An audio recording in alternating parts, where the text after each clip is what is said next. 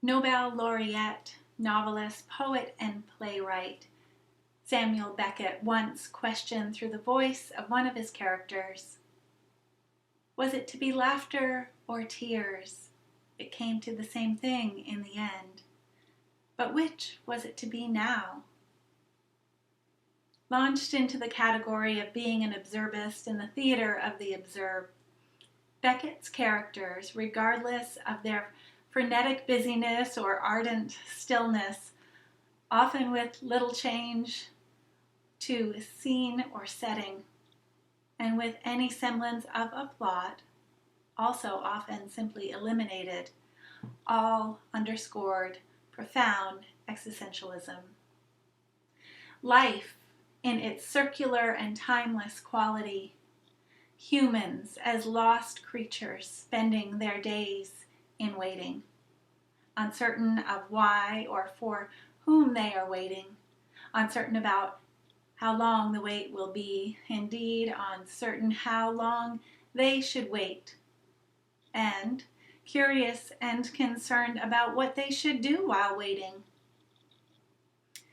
Tragically comedic on the surface, spiritual distress just beneath, building from awareness rooted in confusion.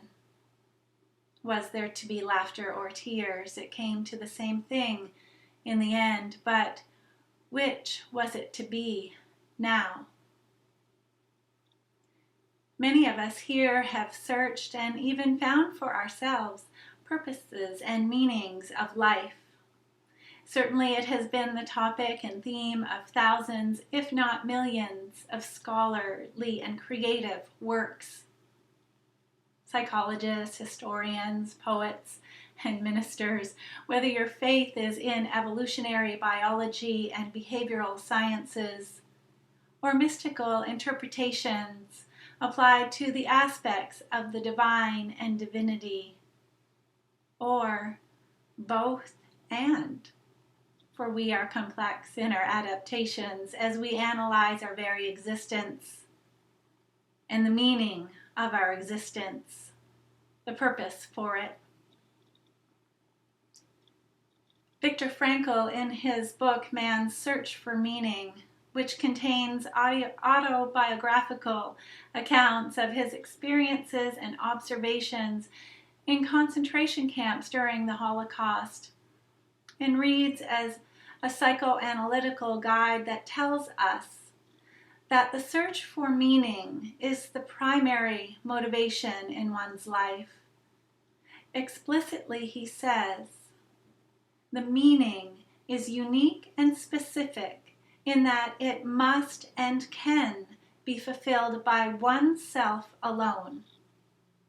It must and can be fulfilled by oneself alone. Only then does it achieve a significance which will satisfy his own will to meaning.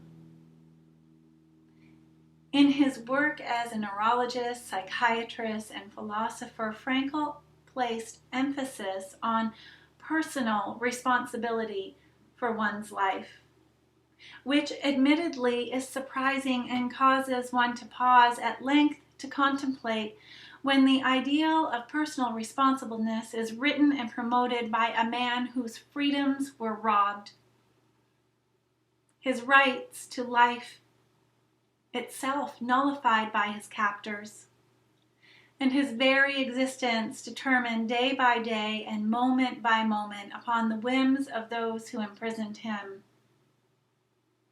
Yet he spoke of personal responsibleness.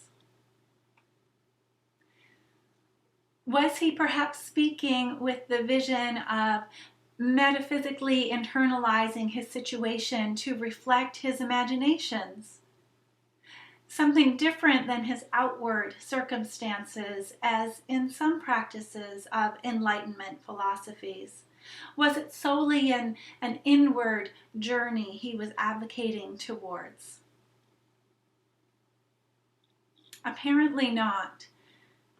For he said, by declaring that a man is responsible and must actualize the potential meaning of his life, I wish to stress that the true meaning of life is to be discovered in the world rather than within man or his own psyche, as though it were a closed system. Frankl also asserted, seemingly at odds yet not categorically contradictorily, that the meaning of life always changes, but that it never ceases to be. Was it to be tears or laughter? It came to the same thing in the end, but which was it to be now? Are these actual choices? How does choosing impact us? What does it look like when we act upon such choices of tears or laughter? The answer resides brilliantly, poetically, and prophetically, as spoken by the profound and confounding Annie Dillard when she says, "How we spend our days, of course, is how we spend our lives." How do you spend your days? Who gets the best of you? Who and what and to where do you give your time and talents and energies to? Does it feel like something is missing? Are you happy about where you're spending your time? Does it make your heart sing or weep? Do you feel off kilter, lethargic, resigned, exhausted? Do you feel regrets accumulating in equal proportion to the wishes accruing in your bucket list? Is your bucket list perhaps even weightier? Do you wish for more time in a day? If you got that wish granted, what would you do with it? What would you give the best of you to if you had more time? Because I promise you, the time is now to claim the best of you for yourself.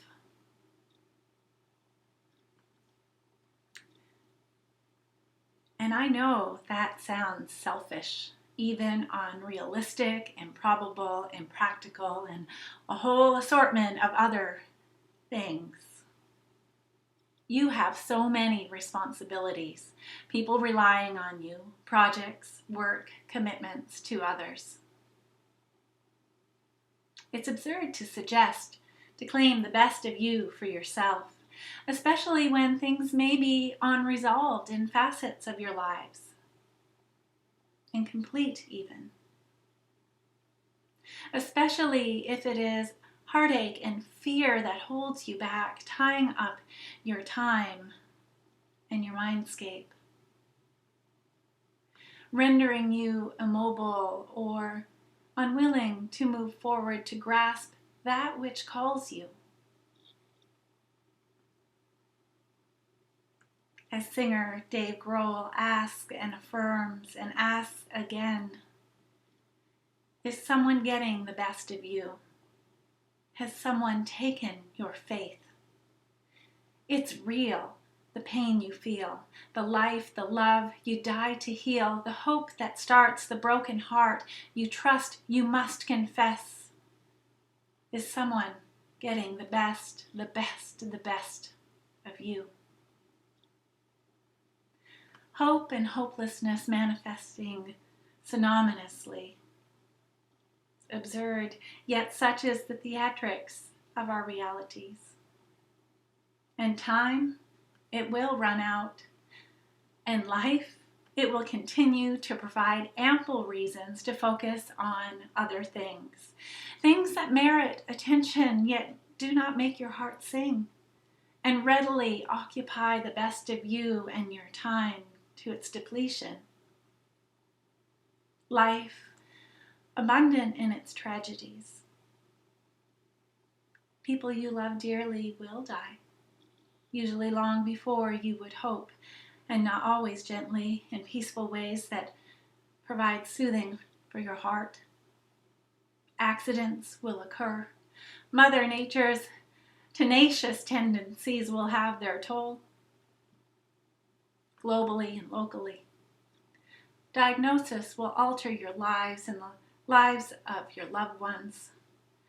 Work and/or the worry of it in one form or another will always be there. Politics and movements will be devout places to funnel vast quantities of discontent and contemptuousness, and striations to improve, honorably so, the quality of the world and the quality of life for those who reside here. Tangentially, worthy causes, altruistic endeavors will openly accept all and more you can dedicate to them, which can be simpatico, if doing so irrefutably makes your heart sing and soar. Know this: we can spend our days and our lives giving to people, places, and things out of a sense of obligation, even a sense of urgency, and live our lives unfulfilled, never quite reaching or even reaching for that which is most meaningful to us. Alternately, we can abide the sentiment of recently departed American icon Lawrence Ferlinghetti when he mused, and I may write my own eponymous epitaph. May that be so for all of us. Regardless of your age now, or youth now, regardless of what sorrows and struggles you've experienced and may experience in the future. What do you want the story of your life to be? How do you want to spend your days?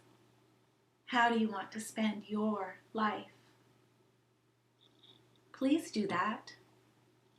Do that for you and do that for everyone you love. Set aside regrets for that which you cannot change. Release hope for that which never was nor will ever be. Embrace the meaning of your life and live your life in a way that shows you do. Honor the meaning of your life. Was it to be laughter or tears? It came to the same thing in the end. But which was it to be now? Choose laughter, please. Give the best of you to you. There will be plenty left over to share with everyone else you wish to give some to your family, your friends, to your community, to causes that need a helping hand, the projects that interest you and align with your spirit, yet are secondary to that which makes your heart sing.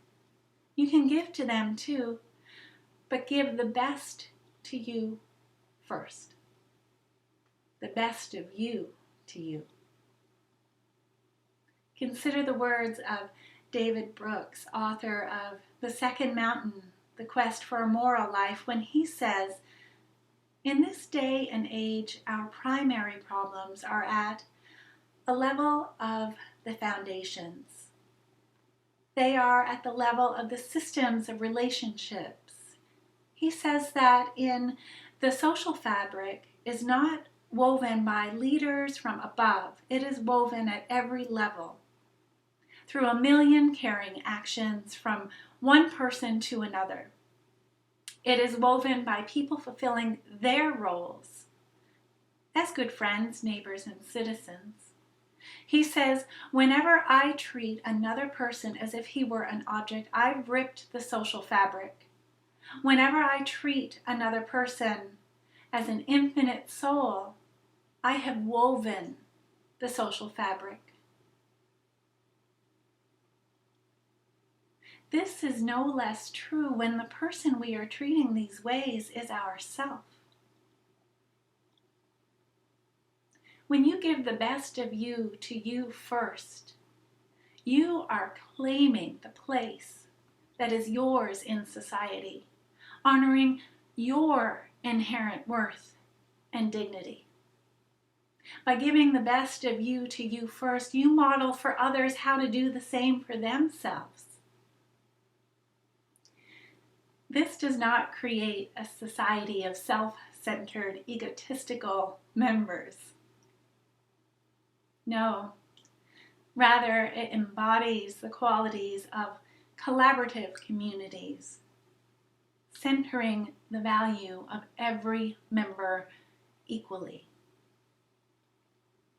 honoring each person's talents and dreams, and not drawing energies vampirically from each other, nor to excess of what is able to sustain an individual. When individuals in a family and in a community take care to take care of themselves, they are more able to serve and show up in their families and communities in meaningful ways, and sustainably so, and with hearts lighter, and with happier spirits. What a blessing that is for everyone. Giving the best of you to you first is an act of love. Love for your family, love for your community, love for yourself. If you don't already do so, try that for a while. Be brave, be strong. Above that, be clear when you answer, how do I really want to spend my days? And be committed. Claim your life for your own. Give the best of you to you.